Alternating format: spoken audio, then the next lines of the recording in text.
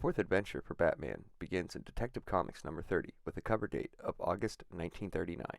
Bruce Wayne reflects on Dr. Death's death when he comes across something eerie in the newspaper. Another person has died in the same manner as the late Doctor's victims. Disguised in gloves or Ricky's jacket, he visits the latest victim's widow. After talking to the widow and finding out that her husband had a death threat and ransom just like the rest of the other victims in Dr. Death's case, she tells him that they didn't have cash to pay the ransom, but they did have diamonds downstairs in the safe. After hearing this, Batman knew that Dr. Death would come back to find them. He suits up later that night, hops in the Oldsmobile, and heads back to the widow's house. Batman scales the walls, crawls in a window, shines his flashlight at George Washington, and finds the safe. Meanwhile, we find out Batman was right, and Dr. Death still lives. He sends Mikhail to collect the diamonds at Widow Jones's residence. The caped Shriner breaks in and makes his way up. The Batman hears this and ducks behind the curtain.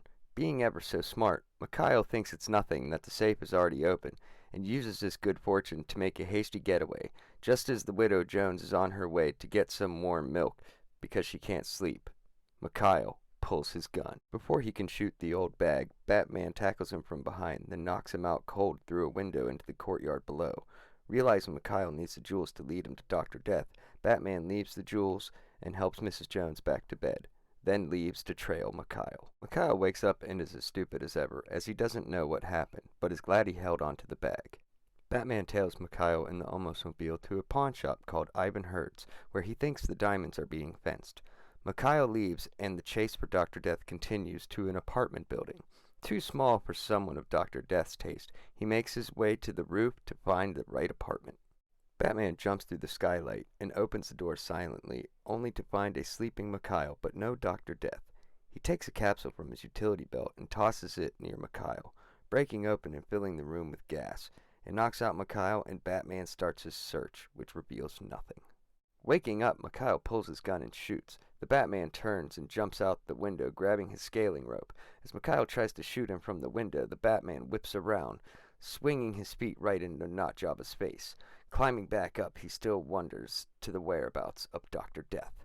After his battle with Mikhail and being stumped, Batman uses his only lead and calls the police and tells them the whereabouts of Mrs. Jones' diamonds in Ivan Hurd's pawn shop, as he decides to confront Ivan himself and see if he could get any information about Dr. Death.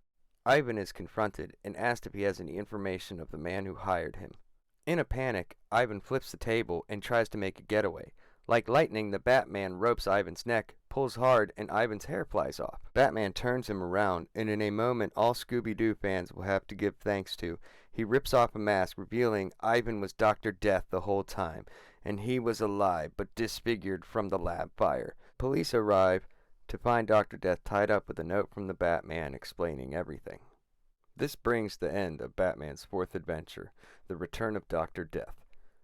The Bat kill count should have went back down to 2 since Dr. Death was alive, but since that new character is Mikhail and not Jabba, we will assume that Jabba is dead, leaving the Bat kill count at 3.